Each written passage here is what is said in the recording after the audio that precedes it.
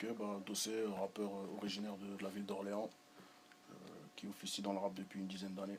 Je rappe comme si c'était mon dernier droit. Je frappe comme si c'était ma dernière droite. Vis comme si c'était ma dernière nuit. Baisse comme si c'était ma dernière fois. Dernière fois. Je rappe comme si c'était mon dernier droit. Dernier droit. Je rappe comme si c'était mon dernier droit. Je rappe comme si c'était mon dernier droit. Je frappe comme si c'était ma dernière droite. Vis comme si c'était ma dernière nuit. Baisse comme si c'était ma dernière fois. Dernière fois. Bon, après nous, on n'est pas une ville trop éloignée de Paris, hein, en même temps. On est en dessous du 91, donc on n'est pas trop loin. Et puis, non, bah, il n'y a pas vraiment y a pas vraiment d'astuce ou de secret. Hein, faut, surtout aujourd'hui, à l'ère des réseaux sociaux, c'est différent. Parce qu'encore moi, à l'époque, tu vois, c'était pas développé comme maintenant, le net et tout, tu vois. Donc il n'y avait pas tout ce qui est Twitter, déjà, il n'y avait pas. Instagram, ça n'existait pas. Il y avait Facebook, non, même pas. Tout début, quoi. Ouais, quand moi j'ai commencé, il n'y avait pas Facebook encore. T'as commencé en quelle année, toi? En 2004, mon premier projet il est sorti en 2004. Ok. Et Facebook, je pense, ça a dû arriver genre en 2005 ou un délire comme ça, Ouais. 2006 par là. Je crois que c'est 2004, ouais. Ah ouais, Et, 2004. ouais. Ouais, bref, bon, en Donc tout cas, tu c'était- vois, c'était les balbutiements. Ouais. Donc ça veut dire. Donc là aujourd'hui, un mec de province qui voudrait se faire connaître, il a toutes les armes à disposition. Tu vois, Ouais. ça n'existe plus la distance comme avant. Ok.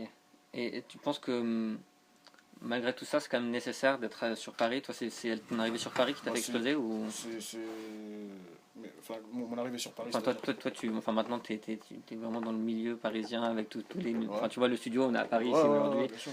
C'est ça qui fait qu'on explose vraiment, ou est-ce qu'on peut tout faire en étant à Orléans ou en étant à... Non, à un moment donné, tu seras obligé de monter à Paris, ça c'est obligé. Tu peux, non, tu peux pas parce que ici c'est pas comme aux States où dans chaque État Ouais. il y a des radios locales bah, tu sais, qui sont assez grosses pour faire vivre la scène locale.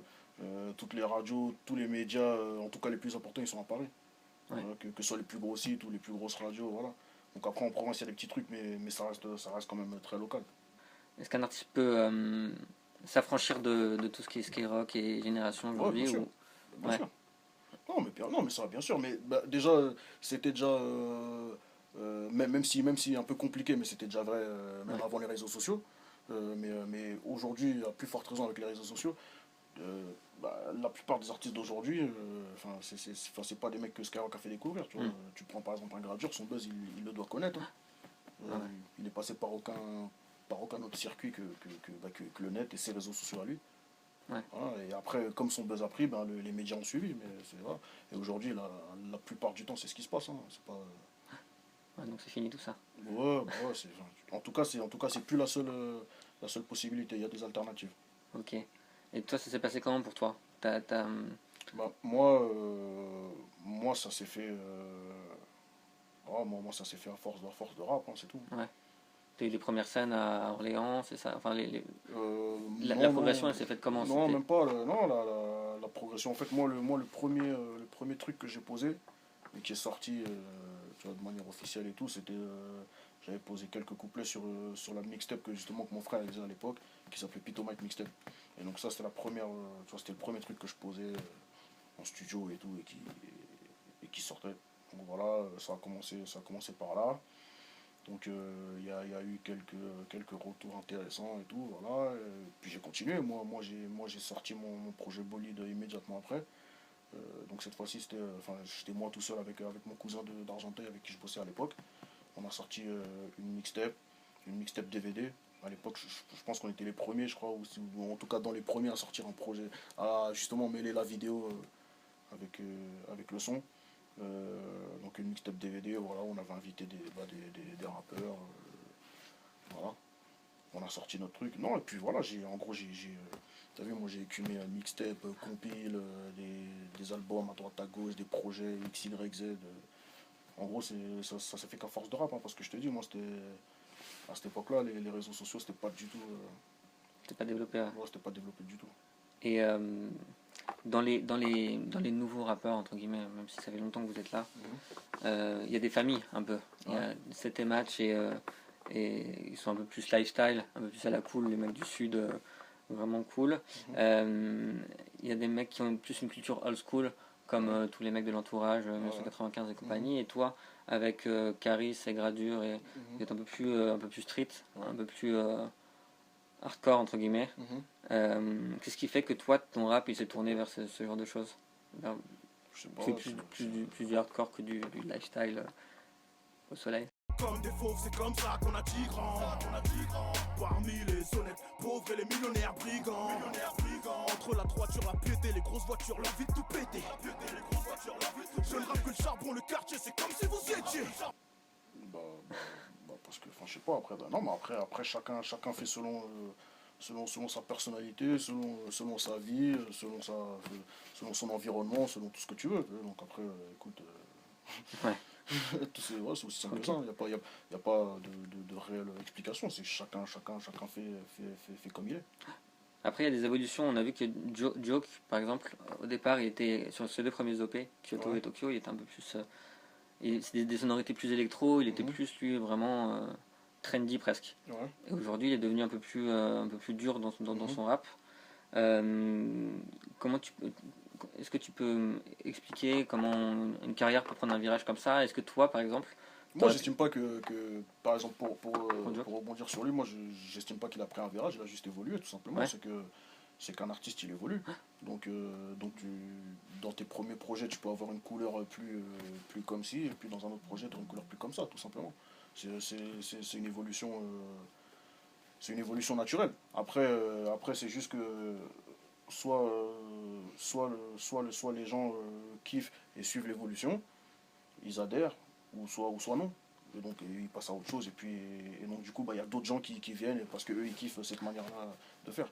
Et c'est comme ça, et moi c'est comme ça que je vois le truc. Ok. Et moi c'est exactement pareil, tu vois. J'ai évolué, tu vois. Depuis le temps que je rappe, j'ai évolué, mon style a évolué. Et c'est normal. Et justement, l'évolution, dans ton rap, on sent une influence très cinématographique. Ouais. Tes inspirations, tu les trouves où? Tu les trouves dans le cinéma particulièrement ou dans d'autres choses?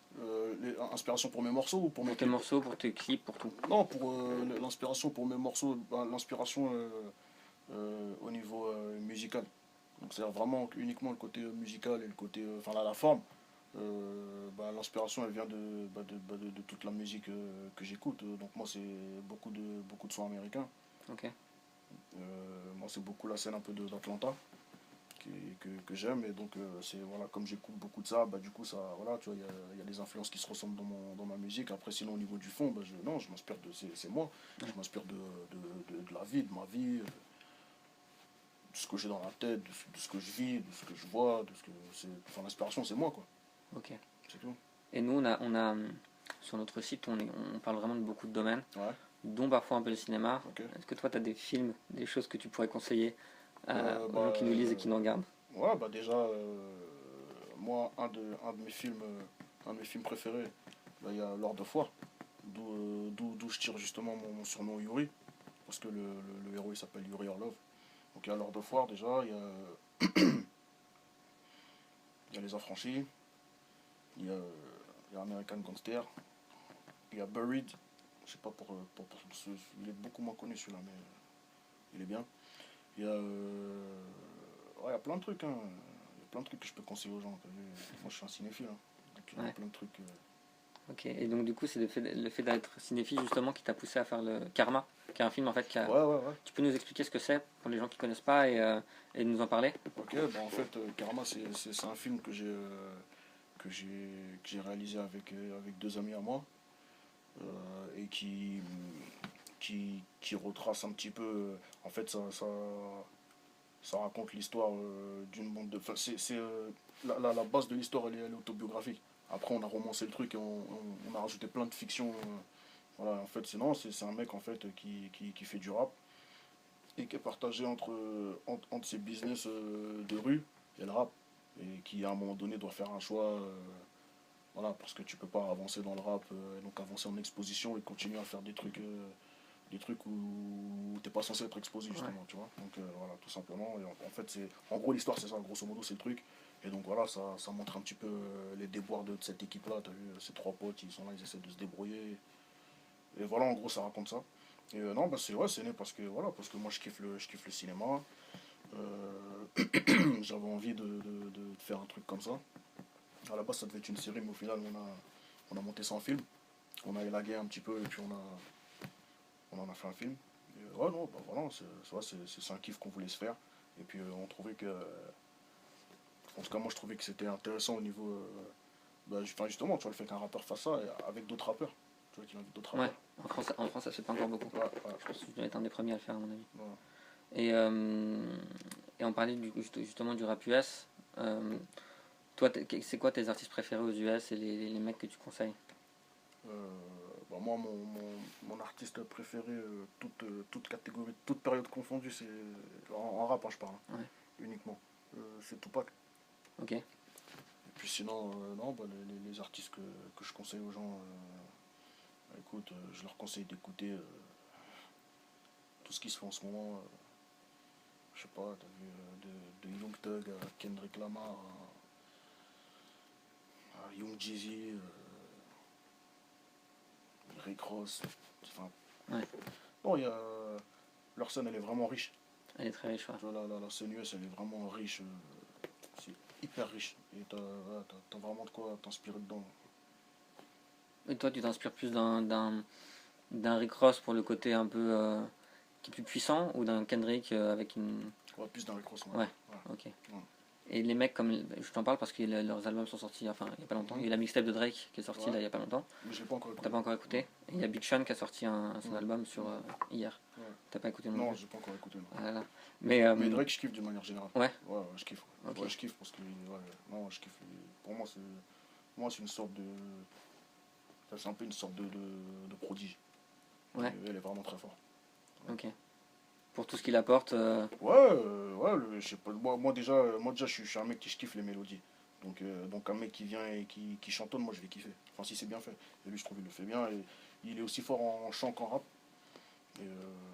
Et puis bon, après, moi je comprends pas l'anglais couramment, mais apparemment il écrit bien. ouais, C'est ce qui ressort souvent. Donc, ouais, donc non, non, lui, moi je le trouve fort, lui. ok. Et, et toi, t'as ton album Perestroïka. Ouais, mais c'est pas un album en fait.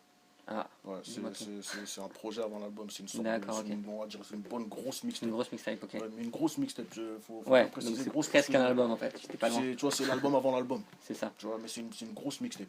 Et tu peux nous en parler un peu et nous Ouais. dire à quoi on peut s'attendre Bah en écoute, écoutant? juste de la bonne musique, hein. Les kiffeurs de rap, je pense qu'ils apprécieront.